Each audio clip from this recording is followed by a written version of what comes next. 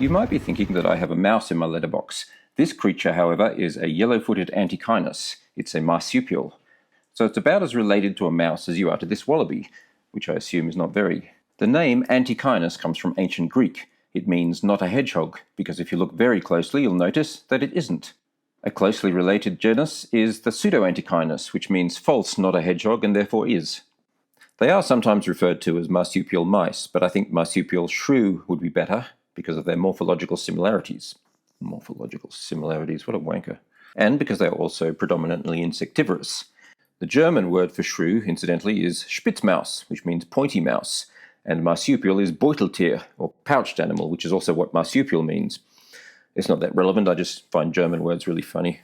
I have this theory that the German language was invented by the nonsense poets like Lewis Carroll and Edward Lear. They invented words such as Jabberwocky, Momwraith, Tinnescoop, Grombolian. Now compare that to words like umgangssprachlich, Lebensmittel, and Kugelschreiber. Anyone can tell that's not a proper language. Sorry, I tend to get lost in these non sequitous linguistic diversions. So, back to our marsupial shrews, or Beuteltiere Spitzmäuse. Antechinuses belong to the Dasyurid family. The name Dasyurid comes from Latin, or was it ancient Greek maybe? Fuck, I don't know. Anyway, it means bushy tail.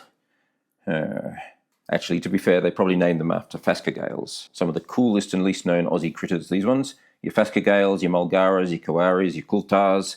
Haven't heard of them? Most Aussies haven't either, which is pretty bloody disappointing. Other members of this family are the Tasmanian devil and the now extinct Tasmanian tiger, and some of my favourites, the quolls. Convergent evolution is where unrelated species come to resemble one another, often to fulfill a similar ecological niche. And yes, this will be in the test. So while the Antechinus is the shrew of the marsupial world, I think the larger Dasyurids are the mustelids. That's the weasel family, from the least of all weasels to the mighty sea otter. It also includes badgers, wolverines, and slithy toves. So your wolverine is kind of a boreal Tassie devil, really. Antechinuses have a very interesting sex life.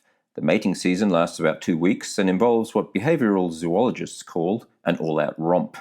Both male and female lascivious marsupial profligates mate with multiple partners in sessions that can last up to 14 hours. The males grow a pair of supernads that flood them with testosterone and turn off the cortisol regulation switch in their brain, more specifically in the hypothalamic pituitary adrenal axis. I only just learnt that, but it makes me sound really intelligent. Fueled by this toxic concoction of masculinity, this bacchanalia goes non-stop until they go blind, lose their hair, and die from internal bleeding and organ failure. After which marsupial Valkyries take them to some equivalent of Valhalla, where they fight and fornicate until the coming of Ragnarok.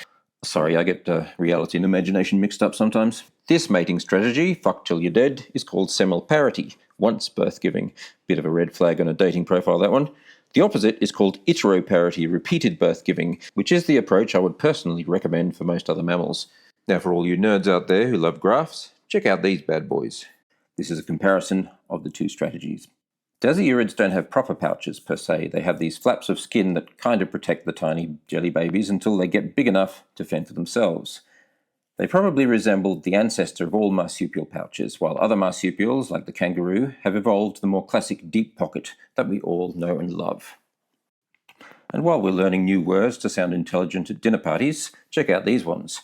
Plizomorphy refers to retaining ancestral traits, such as the Antechinus pouch, whereas apomorphy refers to traits that have evolved more recently, such as the kangaroo pouch. I suppose that'll do for now. This is where a lot of YouTubers will ask you to subscribe and share and like and comment and so on and so forth. I don't know, it just feels a bit weird for me. A bit awkward. It just feels awkward. However, if you did want to, that's kind of up to you, really. You've probably scrolled on by now anyway.